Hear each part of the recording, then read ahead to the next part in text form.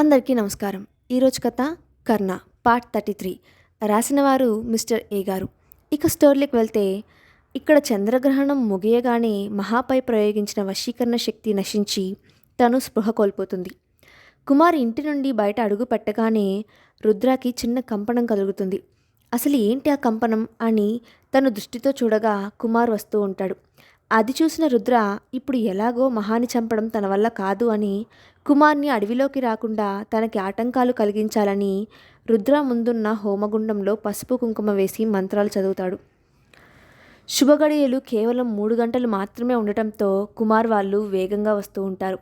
వాళ్ళు కొంచెం దూరం రాగానే అకస్మాత్తుగా కుమార్ వస్తున్న దారిలో ముళ్ళ కంపలు భూమిలో నుండి పైకి వస్తాయి. అవి చూసి కుమార్ వెనకాల వస్తున్న వాళ్ళు భయంతో అలాగే చూస్తూ కుమార్ని ఆపే ప్రయత్నం చేశారు. కానీ పూరందేశ్వర స్వామి తనని ఆపకండి అని చెప్పడంతో వాళ్ళు ఆపకుండా ఏం జరుగుతుందో అని చూస్తూ ఉన్నారు. కుమార్ వాటి మీద అడుగు వేయగానే అందరూ ఆశ్చర్యపోయారు. తను ముళ్ళకంప మీద అడుగు వేయగానే అవి అన్నీ కేవలం పేపర్ ముక్కల వలె మారిపోయాయి. రుద్ర తన మొదటి పన్నాగం విఫలం అవడంతో ఇంకో పథకం వేసి మళ్ళీ హోమగుండంలో పసుపు కుంకుమ వేశాడు. ముళ్ళు కుమార్ కాలు పడగానే అవి పేపర్లాగా ఎలా మారాయో అర్థం కాక అలాగే ఆలోచిస్తూ వస్తున్నారు వెనకాలన్న వాళ్ళు. కుమార్ అవి దాటిన కొంత సమయానికి ఒక్కసారిగా కుమార్పై ఒక మేఘం లాంటిది వచ్చి దానిలో నుండి నిప్పుల వర్షం కురుస్తుంది. క్రితం కంటే ఈసారి ఇంట్లో వాళ్ళు ఇంకా భయపడతారు. కానీ ఆ నిప్పుల వర్షం కుమార్ తల వరకు వచ్చి ఆ నిప్పులు కాస్త పూల వర్షంగా మారతాయి. అప్పటికే ఆ ముళ్ళు పేపర్లాగా ఎలా మారాయో అని ఆలోచిస్తూ ఉన్న వాళ్ళకి ఇప్పుడు నిప్పులు వర్షం కాస్త పూల వర్షంగా ఎలా మారాయని ఆలోచిస్తూనే కుమార్ వెనక నడిచారు. కుమార్ అలాగే అడవిలోకి వెళ్తాడు. కుమార్ అడవిలోకి వెళ్ళగానే రుద్ర ఏవో మంత్రాలు చదువుతూ తన ముందు ఉన్న గుండంలో నీళ్లు చల్లుతూ ఉంటాడు. కుమార్ అడవిలోకి రాగానే ఎక్కడి నుండి వచ్చిందో తెలియదు. కానీ ఒక కారు మబ్బు తనపై నుండి వచ్చి భయంకరమైన గాలి వర్షం రావడం మొదలుపెట్టాయి. కుమార్ ఇంకా వెనక ఉన్న వాళ్ళు ఆ గాలివానకి ఎవరు కూడా అడుగు ముందు వేయలేకపోతున్నారు. కుమార్ ఒక్కసారి ఆకాశం వైపు చూడగానే ఆ మెరుపు మెరిసింది. ఆ మెరుపు వెలుగుకి కళ్ళు మూసుకున్న వాళ్ళందరూ అది ముగియగానే కళ్ళు తెరిచి కుమార్ని చూసేసరికి ఆశ్చర్యం, భయం రెండూ ఒకేసారి వచ్చాయి. వాళ్ళకి అలా అవ్వడానికి కారణం కుమార్కి నీడల 7 తలల సర్పం తన శిరస్సుపై పడగ విప్పి కుమార్ వెనక నడుస్తూ ఉంది. ఆ సర్పం వల్ల గాలి కానీ వర్షం కానీ కుమార్ని ఆపలేకపోతున్నాయి. ఇక్కడ ఇంట్లో వాళ్ళకి వాళ్ళు వస్తూ చూసిన వాటికన్నా ఇప్పుడు ఇది ఇంకా ఆశ్చర్యం కలగచేసింది. కుమార్ నడుస్తూ రుద్ర దగ్గరికి వచ్చేసరికి తన ఎదురుగా ఉన్న గుహ వైపు తిరుగుతాడు. ఆ సర్పం మాత్రం రుద్ర వైపు బుసలు కొడుతుంటే కుమార్ సర్పం వైపు చూసేసరికి అది కుమార్ని అనుసరిస్తూ గుహ దగ్గరికి చేరుకుంటుంది. కుమార్ గుహ దగ్గరికి చేరుకోగానే ఆ సర్పం మాయమైపోతుంది. ఆ సర్పం మాయం అవ్వగానే కుమార్ని ఆపడానికి కిరణ్ మనుషులు అక్కడికి వస్తారు. కానీ అర్జున్, శౌర్య అక్కడే ఉండటంతో వాళ్ళని అడ్డుకుంటూ ఉంటారు. పూరందేశ్వర స్వామి సమయం మించిపోతుందని చెప్పేసరికి కుమార్ ఆ గుహకి కుడివైపున ఉన్న ఒక చోట స్వస్తిక్ గుర్తు సరైన క్రమంలో అమర్చి ఉండదు.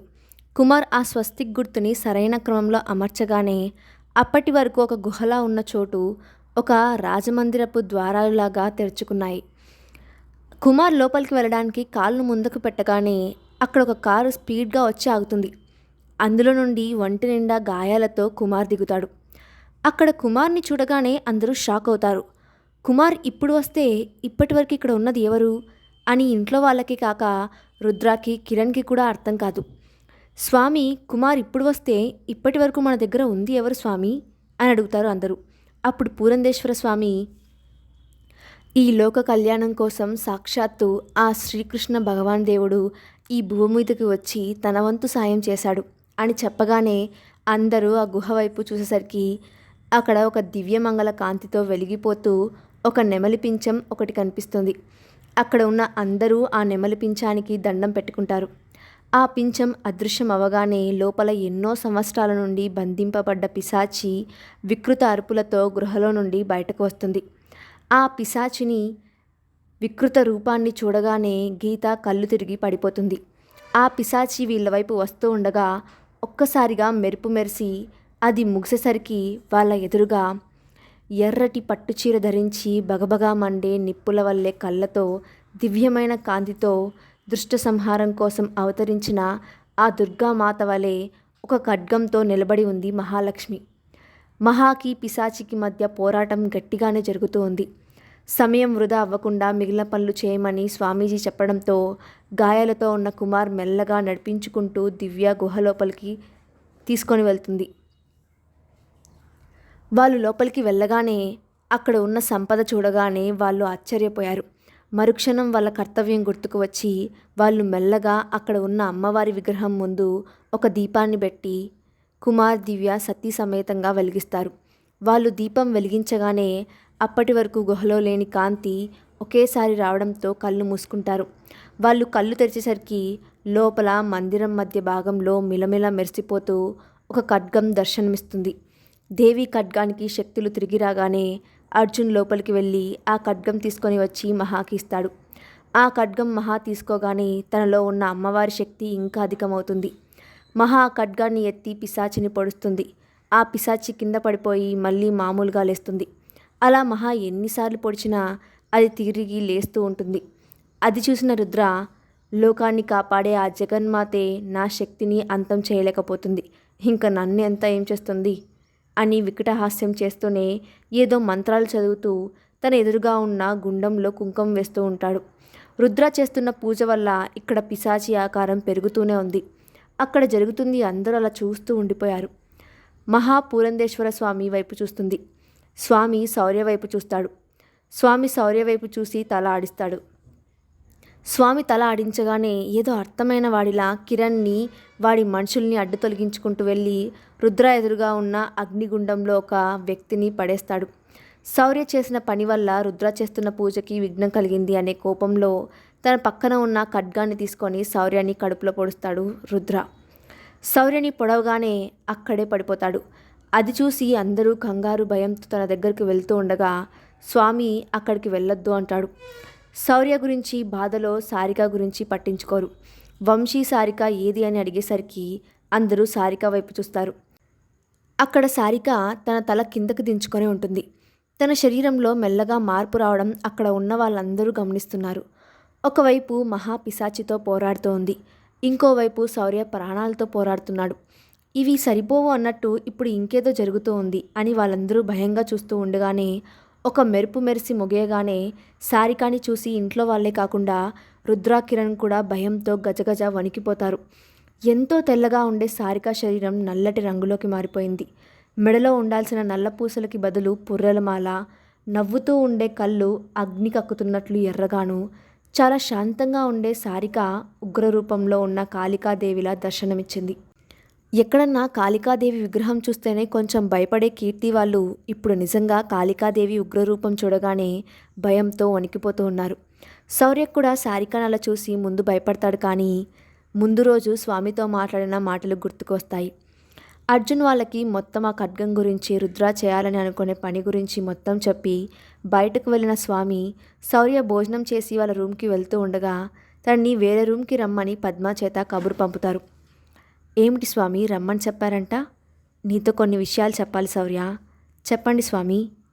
అర్జున్ వాళ్ళకి చెప్పింది అంతా శౌర్యకు కూడా చెప్తాడు. స్వామి, నాదొక సందేహం. అడుగు శౌర్య. పిశాచిని, రుద్రాని ఒకేసారి అంతమొందించాలని మీరు చెప్పారు.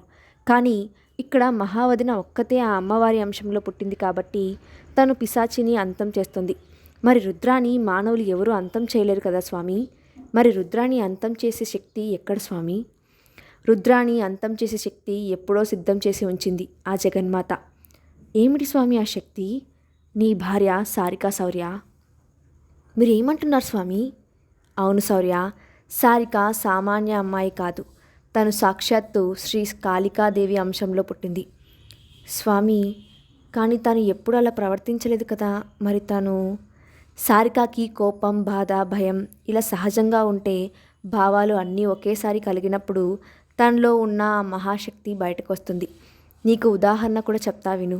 నీకు ఆపరేషన్ చేసి నీ రూమ్లో ఉన్నప్పుడు తనకి అన్ని భావాలు ఒకేసారి కలగటం వల్ల తన్ని మెల్లగా ఆ రూపంలోకి మారటానికి ప్రయత్నించింది. అప్పుడే దివ్య అది చూసి భయంతో పరుగుపెట్టింది. ఇంకో ఉదాహరణ, మొన్న పైనుండి చేపల తొట్టె నీ మీద పడినప్పుడు కూడా ఏదో అవుతుంది అని బాధ, భయం ఆ తొట్టి కింద పడినప్పుడు పైన పనిచేస్తున్న పని వాళ్ళ మీద కోపం ఒకేసారి రావడంతో మెల్లగా తనలో ఉన్న శక్తి బయటకు రావడం నేను గమనించా. అందుకే ఆ రోజు దివ్య వెనక ఉన్న అద్దంలో సారిక మెడ దగ్గర నల్లగా మారడం నేను గమనించా. అందుకే నేను కొంచెం భయపడ్డా. మరి ఆ సమయంలో తనలో ఉన్న శక్తి బయటకు రావడానికి మనం ఏం చేయాలి స్వామి? అది నీ చేతుల్లోనే ఉంది శౌర్య. ఆ శక్తి బయటకు రావడానికి నేనేం చేయాలి స్వామి? అది చాలా ప్రమాదం శౌర్య. ఎంత ప్రమాదమైనా సరే నేను చేస్తా స్వామి. అది నీకు ఒక్కడికే కాదు, సారికాకు కూడా ప్రమాదమే. శౌర్య కాసేపు ఆలోచించి, అయినా పర్వాలేదు స్వామి, చెప్పండి అంటాడు. అది అమ్మవారు పిశాచితో పోరాడుతున్న సమయంలో నేను నీకు ఒక సంకేతం ఇస్తాను. అప్పుడు నువ్వు రుద్ర చేసే పనికి ఆటంకం కలిగిస్తే రుద్ర కోపంలో నిన్ను చంపడానికి ప్రయత్నిస్తాడు. అది చూసి సారికాలో ఉన్న మహాశక్తి బయటకు వస్తుంది. కానీ ఏమిటి స్వామి? అది కాళికాదేవి ఉగ్రరూపం భరించడం సారికాకి కాక చాలా కష్టం. అందుకే మా ప్రాణాలు పణంగా పెట్టైనా సరే మేము ఈ కార్యాన్ని విజయవంతం చేస్తాం స్వామి అని బయటకు వెళ్ళిపోతాడు. అవి గుర్తుకు వచ్చి సారిక వైపు బాధగా చూస్తాడు శౌర్య. సారిక రౌద్రంగా అరుస్తూ రుద్ర వైపు నడుస్తూ వస్తుంటే రుద్రకి ఒళ్ళంతా భయంతో తడిసిపోతుంది. సారికకి అడ్డంగా కిరణ్ వచ్చి తనని ఆపాలని చూశారు, కానీ కాళికాదేవి ఉగ్రరూపంలో ఉండటం వల్ల కిరణ్ తలకి తన కత్తితో నరికేసరికి అది వెళ్ళి రుద్ర ముంద పడుతుంది. రుద్ర కిరణ్ చావును చూసి ఏం చేయాలో తెలియక కిరణ్ తీసుకువచ్చిన రౌడీలను తన వశీకరణ శక్తితో బంధించి సారికాని ఆపడానికి ప్రయత్నిస్తాడు. కానీ సారిక వచ్చిన వాళ్ళని ఎవరో అని చూడకుండా నరుకుతూ వెళ్ళిపోతుంది. సారిక రుద్ర ముందుకు వచ్చి నిలబడగానే రుద్ర మోకాల మీద కూర్చొని సారిక వైపు చూసేసరికి ఇప్పటి వరకు తను చంపిన వాళ్ళ రక్తం ముఖం మీద పడటంతో ముఖం మొత్తం ఎర్రగా అయిపోయింది. రుద్ర తడబడుతున్న స్వరంతో సారికాని క్షమాభిక్ష కోరగా సారిక మహా వైపు చూస్తుంది. మహా పిశాచి కడుపులో సారిక రుద్ర తలని ఒకేసారి వారి ఖడ్గాలతో నరికేసరికి వాళ్ళిద్దరూ గట్టిగా ఆర్తనాదాలు చేస్తూ బూడిదైపోతారు. పిశాచి అంతమవ్వగానే మహా తన మామూలు రూపంలోకి వచ్చి స్పృహ తప్పి పడిపోతుంది. సారిక మాత్రం తన కోపం ఇంకా శాంతం కాకపోవడంతో కిరణ్ మిగిలిన మనుషులు నరికి రమేష్ వాళ్ళ వైపు వచ్చి వాళ్ళను కూడా నరకడానికి కత్తి ఎత్తగానే వాళ్ళందరూ భయంతో కళ్ళు మూసుకున్నారు. సారిక వాళ్ళని నరకడానికి కత్తి దించుతూ ఉండగా సారిక అనే పిలుపు వినేసరికి ఆగిపోతుంది. మళ్ళీ సారిక అని శౌర్య పిలిచేసరికి సారిక శౌర్య వైపు చూస్తూ కాళికాదేవి అవతారంలో నుండి బయటకు వస్తూ స్పృహ తప్పి పడిపోతుంది. కొంతమంది మహా దగ్గరికి, కొంతమంది సారిక దగ్గరికి వెళ్ళి వాళ్ళని లేపడానికి ప్రయత్నిస్తారు. అర్జున్ ఆ ఖడ్గన్ స్వామీజీకి ఇచ్చేసి దీన్ని మీరే ఎక్కడన్నా సురక్షిత ప్రాంతంలో పెట్టండి అని చెప్పి మహా దగ్గరికి వస్తాడు. అర్జున్ వచ్చి మహాని కదిపేసరికి మహా కళ్ళు తెరిచి చూసేసరికి అర్జున్ కనిపించగానే తనని హత్తుకుంటుంది. ఇక్కడ సారిక కళ్ళు తెరవకపోవడంతో తనని కుమార్ సహాయంతో ఒక కారులో ఎక్కించి మెల్లగా తను కూడా ఎక్కి మిగిలిన వాళ్ళని వెనకాల రమ్మని శౌర్య కార్ తీసుకొని అక్కడి నుండి బయలుదేరతారు. శౌర్య కార్కి లైట్స్ పగిలిపోవడంతో అలాగే చీకట్లో వెళ్తూ ఉంటాడు. కుమార్ వాళ్ళు కూడా అక్కడ నుండి వెళ్ళడానికి సిద్ధమవుతూ ఉంటే ఏదో పెద్ద సౌండ్ వచ్చేసరికి అటు తిరిగి చూసేసరికి శౌర్య వాళ్ళ కారు పేలిపోయి ఉంటుంది. అది చూసి అందరూ భయంతో అరుస్తూ అక్కడ వెళ్ళేసరికి ఆ మంటల్లో ఇద్దరు శరీరాలు కాలిపోయి ఉంటాయి. అర్జున్ వాళ్ళు అది చూడగానే అక్కడికక్కడే కూలిపోయి ఏడుస్తూ ఉంటారు. ఇంకా శ్రీకావ్య అయితే వాళ్ళ అమ్మను పట్టుకొని ఏడుస్తూ స్పృహ తప్పి పడిపోతారు. రమేష్ నందు వాళ్ళకి ఏడుపు వస్తున్నా మళ్ళీ వీళ్ళని ఓదార్చే వాళ్ళే ఎవరు ఉండరు అని వాళ్ళు అలాగే నిలబడి ఉంటారు. అర్జున్ కుమార్ని మహాదివ్య ఓదార్చలేక వాళ్ళు కూడా ఏడుస్తూనే ఉంటారు. 4 సంవత్సరాల తర్వాత దుర్గాపురంలో అర్జున్ వాళ్ళ ఇంటి దగ్గర అర్జున్ వాళ్ళు గుడికి వెళ్ళి ఇంటికి వచ్చి హాల్లో ఉన్న సారిక శౌర్య ఫోటోకి పూలదండ వేసి బొట్టు పెట్టి ఆ ఫోటో చూస్తూ కన్నీరు పెట్టుకుంటారు. ఇంకా ఉంది. తర్వాత ఏం జరిగిందో నెక్స్ట్ పార్ట్లో చూద్దాం. అండ్ ఈ అప్డేట్ ఎలా ఉందో కింద కామెంట్ బాక్స్లో మీ ఒపీనియన్ని షేర్ చేయండి. Thanks for watching.